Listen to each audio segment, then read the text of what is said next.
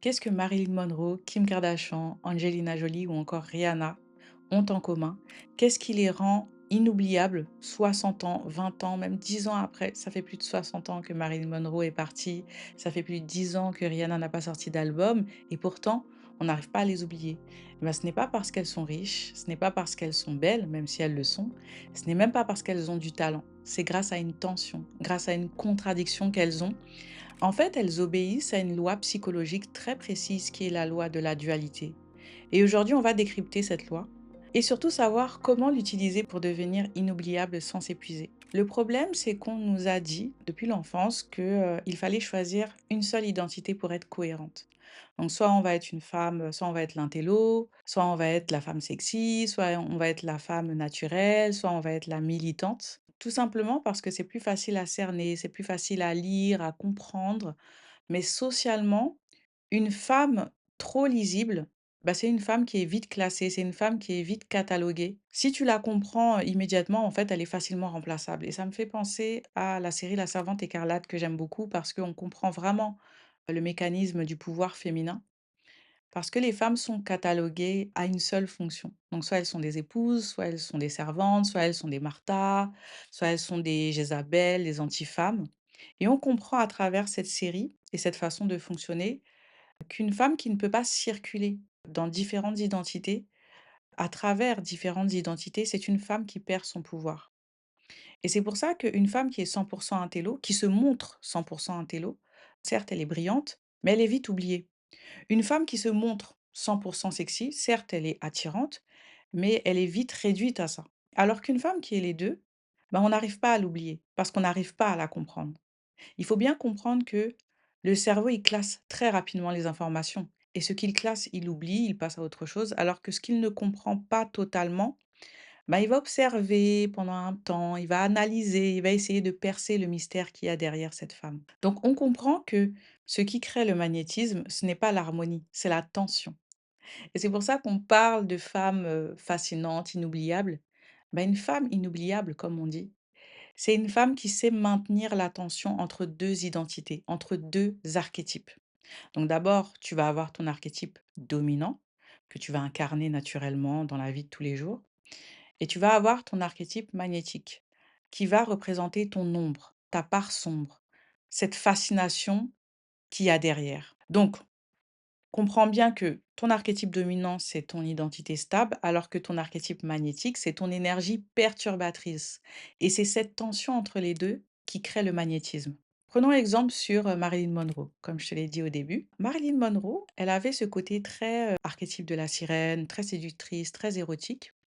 Et à côté de ça, en fait, elle avait l'archétype de la Vierge, en contradiction avec cet archétype. C'est-à-dire, elle pouvait se montrer très ingénue, très innocente, même dans sa façon de parler, elle faisait très femme-enfant. Et c'est cette contradiction permanente entre les 2 qui a fait en sorte qu'elle fascine autant les autres, notamment les hommes. Kim Kardashian, c'est un peu pareil, c'est-à-dire que c'est la femme qui a l'archétype, vraiment de la sirène, elle est très sexy, elle est très portée sur le corps et cetera. Et à côté de ça, elle a l'archétype de la reine, la femme qui va créer un empire, qui va créer des sociétés, qui va dominer sa niche. Si Kim Kardashian n'avait que montré son côté sexy, elle n'aurait pas duré aussi longtemps. C'est parce que justement, elle associe ce côté sexy avec un archétype contradictoire qu'elle a pu avoir cette longévité. Parce que les gens, en fait, vont sans cesse critiquer, mais ils vont sans cesse aussi être fascinés par cette capacité qu'elle a à se réinventer. Et c'est parce que justement, elle a cette contradiction d'archétype. C'est pour ça que Kim Kardashian, elle met beaucoup en avant son parcours d'avocate. C'est parce que justement, ça crée ce truc de avec 2 posts Instagram, elle va montrer son corps et elle va avoir un post Instagram où elle se montre en mode, étudiante, avocate. Elle fait exprès, en fait, parce qu'elle comprend la puissance de la dualité. Angelina Jolie, c'est pareil, c'est une femme fatale, une guerrière, en termes d'archétype, mais en même temps, elle est super maternelle et Rihanna, pareil, elle a ce côté très sexy, très sirène, en fait, cette sensualité et en même temps, elle a ce côté hyper libre de la guerrière. Donc ça donne cette contradiction d'une femme en même temps qui est sexy, mais qui s'en fout, qui est un peu je m'en foutiste. Donc comprends bien avec ces exemples-là que ton archétype dominant, il crée ta légitimité, certes, il la construit, ta légitimité. Mais ton archétype magnétique, il entretient l'intérêt derrière. Et c'est l'équilibre parfait entre les 2 qui va créer le magnétisme dont on parle tant. Parce que trop d'archétypes dominants, certes, ça te rend brillante, mais un peu prévisible. Trop d'archétypes magnétiques, ça te rend un peu instable, on va te réduire à ça. Et c'est la tension maîtrisée entre les 2 archétypes qui va te rendre inoubliable. Donc on comprend que la dualité donne du pouvoir. Mais malgré le pouvoir qu'elle donne, bah, la plupart d'entre nous, on n'ose pas l'assumer. Pourquoi?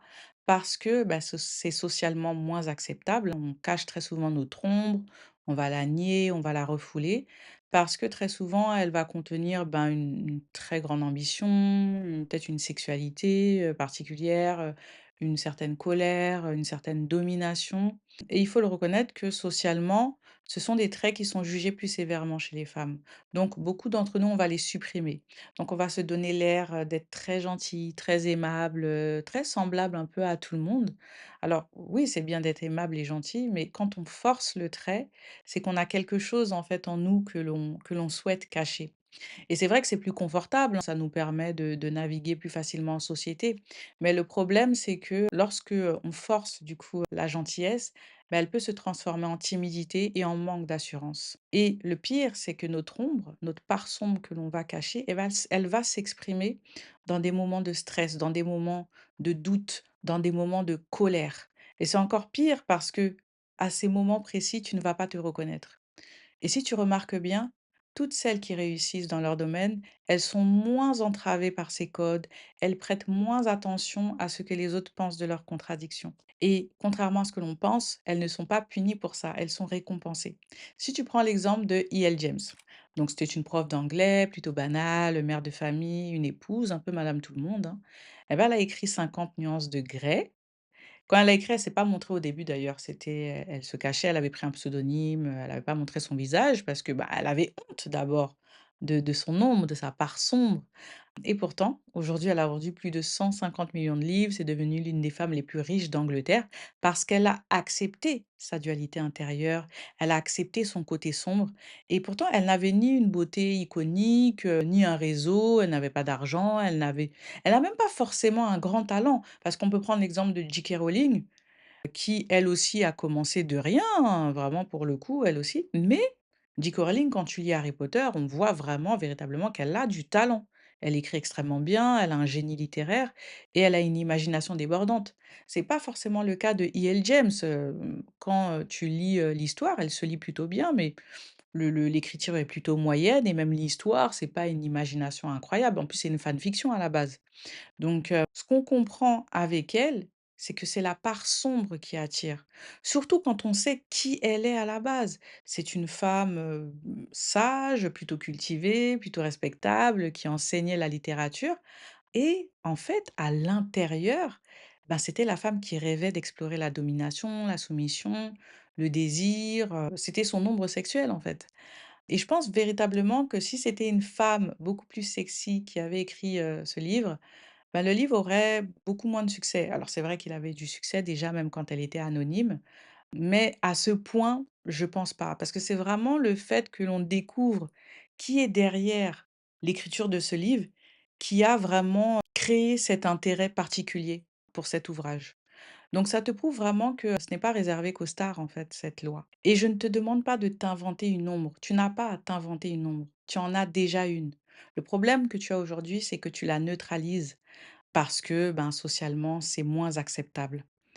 Et si tu remarques bien, toutes ces femmes successful, en fait, toutes ces femmes à succès, elles ont compris que on ne monte pas en étant lisse, on monte en étant imprévisible. Comprends bien la mécanique psychologique qu'il y a derrière. L'imprévisibilité, elle va capter l'attention.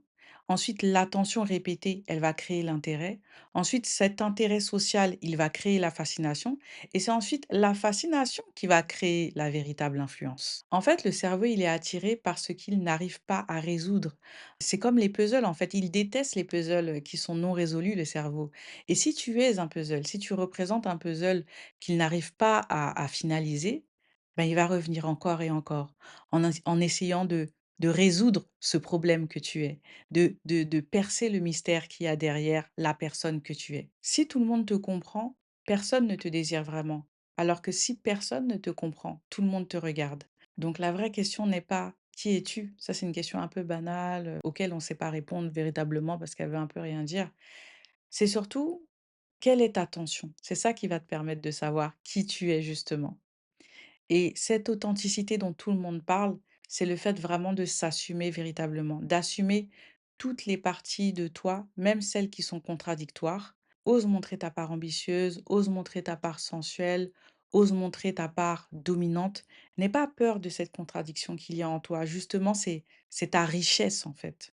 Et c'est pour ça qu'il faut vraiment que tu fasses le quiz qui va te permettre de savoir quel est ton archétype dominant, donc ta part de lumière, on va dire, et quel est ton archétype magnétique, ta part sombre justement? L'archétype est dans la barre d'infos. Je pense que ce quiz va beaucoup t'aider à en savoir un peu plus sur toi-même de façon réelle et bah, tu verras, il y a pas mal de questions, des questions profondes, des miroirs intéressants pour toi et à la fin, tu auras, ton pourcentage, ton diagnostic personnalisé. Donc le premier pourcentage, ce sera, ton archétype dominant et le second pourcentage, ce sera ton archétype magnétique, que tu peux également appeler, archétype secondaire et bien sûr, n'hésite pas à me partager dans les commentaires, ben, ta dualité en fait. Quel est ton archétype dominant? Quel est ton archétype magnétique? Et en attendant, on se retrouve, la semaine prochaine pour une nouvelle analyse d'influence.